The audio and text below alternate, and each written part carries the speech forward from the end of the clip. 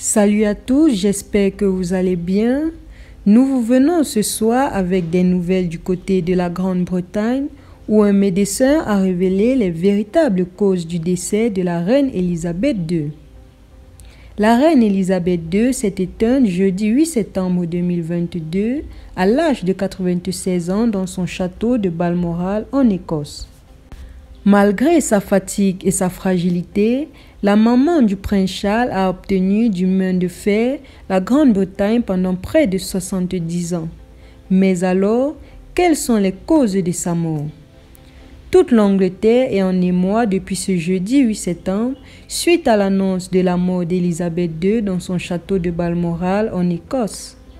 Ces derniers jours, Sa Majesté avait montré plusieurs signes de fatigue. Lors de sa rencontre avec Liz Truss mardi 6 septembre, la reine avait suscité la curiosité et l'inquiétude de l'opinion publique à cause de cet hématome de couleur bleue sur sa main droite. Depuis plusieurs mois, les apparitions de la défunte Queen étaient d'ailleurs de moins en moins nombreuses.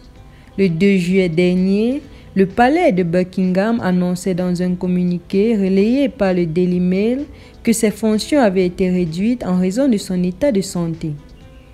Jeudi 8 septembre, un communiqué mis en ligne peu avant 12 heures créait la stupeur chez le peuple britannique.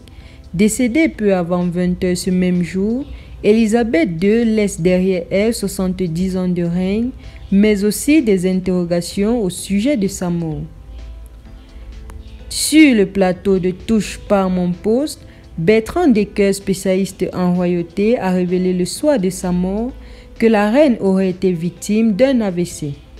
Selon lui, la grand-mère de William et Harry a été placée sous assistance respiratoire. Je pense être à ce moment-là l'un des premiers informés. À Londres, on savait déjà qu'on allait vers cette fin inéluctable, a-t-il conclu très ému. Ce samedi 10 septembre, le Parisien révèle dans son édition du week-end que sa mort brutale n'avait pas étonné les médecins. Chez les sujets âgés, ces morts subites sont même assez fréquentes, a déclaré le docteur Christophe Tribal, gériatre à l'hôpital Paul Brousse de Villeurbanne. Il faut le dire, l'annonce du décès de la reine Elisabeth II continue de créer stupeur générale et l'opinion publique continue à se poser des questions.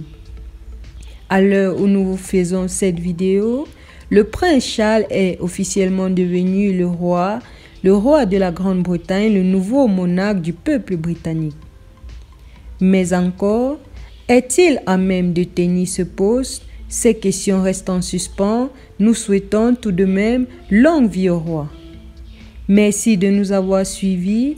N'oubliez pas de vous abonner et d'activer la cloche de notification afin de ne rien rater de nos prochaines vidéos. À très bientôt.